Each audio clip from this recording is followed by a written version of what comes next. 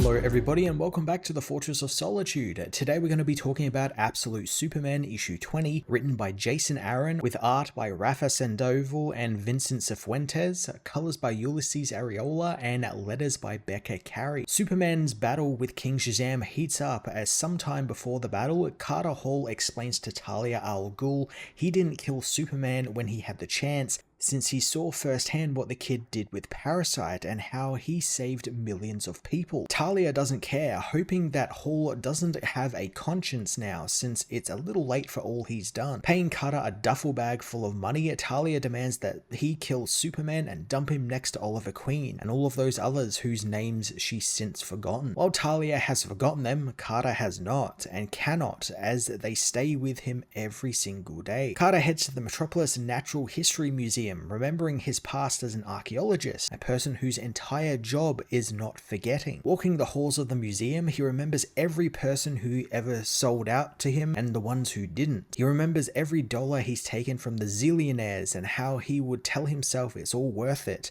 And nobody in this world was squeaky clean, since to survive and to do actual good, sooner or later you've got to get your hands dirty. He dumps the bag of money that Talia gave him into the museum donation box, remembering that this is all before the day that changed everything. I mean, goddamn, we are getting a Hawkman-centric issue, an issue that's from the point of view of Hawkman, seeing everything he's done so far and seen so far, and it's awesome. We are seeing the effect Superman is having on him, and just how witnessing what Superman is doing is having an effect on him, and how it's shifting his beliefs that there is a better way of doing things. That's the power of Superman, the inspiration, and Aaron using that to its full effect here within the realm of the Absolute Universe, a place devoid of that hope and inspiration, is so satisfying. It's like, even in a universe as wrought with chaos and violence as the Absolute Universe, hope and everything still shines through when Superman is there. In the present, Hawkman, Steel, Superman, and King Shazam stare down one another on the beach. Hawkman reveals that he's there to deal with Teth Adam in a way Superman won't,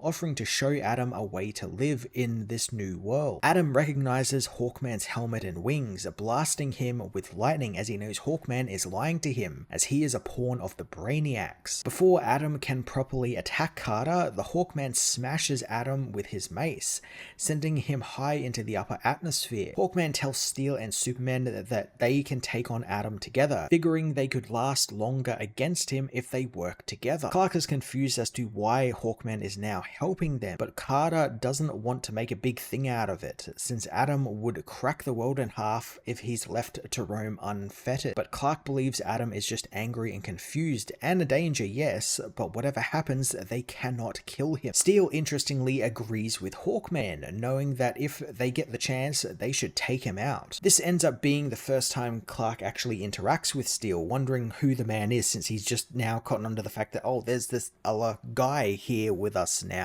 And I like that we don't really get much of an interaction between these two. Like, it is very clear that Steel has taken some sort of inspiration from Superman turning up to decide to take up the hammer and, the jet boots to try and help out. He saw what Superman was able to do in Metropolis, but he also isn't like some fawning fanboy for him or anything. It seems like I do like that he seems to be willing to kill, or willing to at least go through with something that will take King Shazam off the board permanently. And I'm sure that's going to bring him to blows with Superman at some point. The skies crack open with thunder as Adam returns, and Hawkman tells the group if they survive this, the stakes are on him. Only Steel's a vegetarian and Superman doesn't need to eat, since he eats sunlight, making Hawkman lament how kids these days have it all wrong. I really love this take on the reign of the Supermen. It's not born out of the idea of, Superman's dead, they need a replacement, or here's these four guys who are tangentially related to him.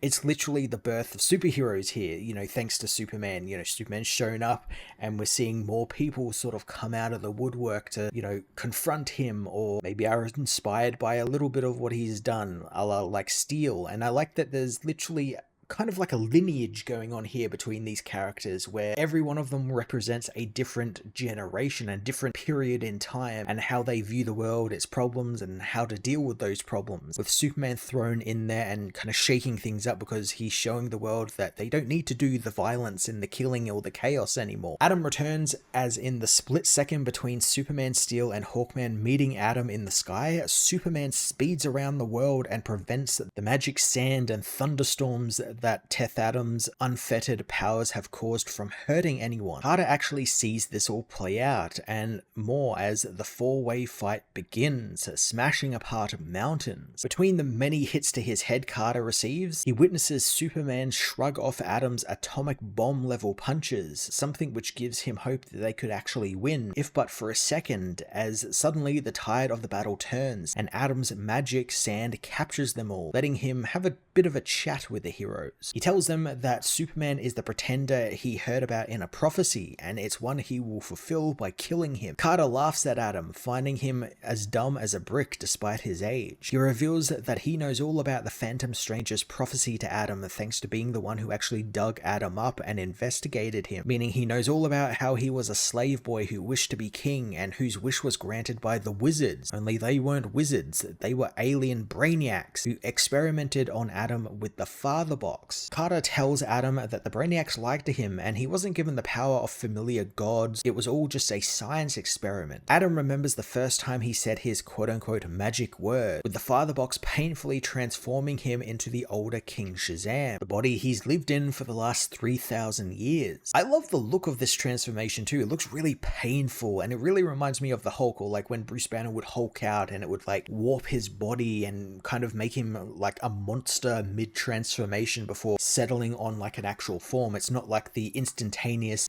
lightning hits them and suddenly you're like a big jacked guy like it usually is with Captain Marvel or Black Adam in the main universe. I quite like that there's a bit of like body horror going on with it there. I also like the reframing that this isn't some sort of magical power he's gotten from the wizard. He hasn't gotten, the wisdom of Solomon, all that sort of stuff. He doesn't have any of those powers of the actual gods. It's more or less just science that has made him this. It's science has like juiced him up and turned him into this guy and given him this power. It also makes me wonder because when Adam first showed up, his costume looks very similar to that of Superman's in the boots and the hands were where the power was, much like where Superman's is, where he has like those yellow and red sort of like energy pulsating in the legs and the arms. It looked very similar to Superman's costume, and it makes me wonder if maybe the father box has some sort of like connection to like Krypton or the technology that Lara used to make the costume back on Krypton. Maybe there's some sort of hidden secret we have yet to be alluded to with the father box. I'm sure the father box is going to show up a bit more because it's been sort of a thing that's been hanging over Superman's head across these last couple of arcs, with Ra's al Ghul using them, and now they're belonging also to Adam, or giving Adam his powers. So there's definitely something going on with the father boxes, and I'm sure we're going to get into that. And of course, the father box, there's also the mother box that's also related to stuff with Darkseid and the new gods. So it's all connected in some way, and I can't wait to pull that thread in a upcoming issue in some point. Carter continues his story, telling Adam that he knows that with his new power, Adam decimated his enemies, ending slavery in just an afternoon, and had he been given a full week, he probably would have changed the course of human history. But the world already had rulers, and the Justice League wasn't looking to share that rule. So this is a pretty big deal. A Justice League lived before the one we saw created back in Absolute Evil by the Joker, Ra's al Ghul, Hector Hammond, all those guys. This is a much older league, one with members like Arion, who's wielding the Trident of Poseidon, the weapon that Wonder Woman currently has, Ebak, and Raven, who looks to be possessed by her father, or is at least in league with Trigon. That's a hell of a thing to just casually drop, and I wonder if Aaron has a story in mind, whether that's like planting seeds for something we could see a little later on, because they have alluded to Adam was taken down very quickly by this Justice League, or very much betrayed by them in some regards, and hence why he was locked up. So there is a story there. We could, get a flashback issue or something that just details the secret history of this Justice League. And it's also really funny to think that like Aaron just a couple of years ago was doing an Avengers 1 million BC storyline where he had an Avengers team from the Stone Age, and it looks like he's kind of getting the same thing here with the Justice League in the Absolute Universe. It's very cool how things like that happen, and I'm intrigued to see what his take on it is. The characters alluded to here, Arion, Ebak, and Raven, are interesting for a Justice League, and I think he's got something there. I think there's the seed of an idea there, and I can't wait to find out more about it. Carter declares King Shazam was never the savior of the prophecy the Phantom Stranger talked about. It was always Superman. Clark smashes his way out of King Shazam's magic sand and launches a punch at the king that catches him off guard, allowing Hawkman to escape as well and reveal that while King Shazam's power have played havoc across the world, Superman has been using his own powers to ensure no one died from the collateral damage caused by his thunderstorms and magical sand tornadoes. Something Carter thought was impossible, but Superman proved him wrong and made him believe in hope again. Superman's inspiration permeating every part of this world, not just other heroes, is so damn cool, man. Like, he's gained the trust of the people in Smallville, like, you know, the people on the ground. He's a champion of the oppressed, the common folk, and then he moved on to the other heroes, where like some of the other guys like Batman is aware of him now and what he's doing, Wonder Woman is, and they all know that like, oh, he's actually like doing some good. And then now he's also doing the same for villains. We saw he did the same thing with Ra's al Ghul, where he effectively rehabilitated him before he was killed by King Shazam, and now he's doing the same for Hawkman, who made him believe again, made him believe that there was another way, there was a way beyond the billionaires or the zillionaires, as Hawkman puts it. And I just love that. I love a Superman who doesn't just fight the villains, he tries to help them. He tries to show them that there is a better way of life than violence and death and destruction, and that's like the perfect Superman for me. King Shazam recovers from Superman's assault and snatches Clark by the neck, spearing him with a solid bit of lightning, proclaiming that Superman is a false prophet. Before Teth Adam can attack further though, the Parasite arrives to protect Superman, launching itself at King Shazam and wrapping him up in its tentacles, trying desperately to leech the villain's power off of him. Hawkman and Steel aren't pleased to see Parasite is still alive after what he did in Metropolis, but Superman reveals he won't hurt them, realizing Adam is resisting Psy's power. Parasite coming to help wasn't expected at all. I figured we would be benchwarming that character just for a little bit, because it was set up a couple of issues ago that he was acting as kind of Clark's crypto, kind of like a pet that Superman was keeping around and keeping fed off his own energy, and in return Psy was being benevolent and actually helping Clark whenever he needed it. And I kind of like that he's, you know, just busting in here, you know, in the third act, just trying to help out his friend, help out the man who tried to help him. Hawkman explains that Adam is resisting Parasite's pull on his power because Teth Adam has been King Shazam for 3,000 years, and he's more powerful than all of them put together. Hawkman wants to go in for the kill while he can, but Superman demands that he not kill the villain, causing Carter to smash Superman with his nth metal mace in the face before flying at Adam. Superman manages to recover and catch Hawkman with his cape, but Steel confronts Superman, thinking that Hawkman is right about this, but Superman can hear John Henry's heartbeat and blood pressure, something that tells him the man is no killer, but Hawkman is. Angered, Hawkman tells Superman that he threw away everything to come and help Superman today,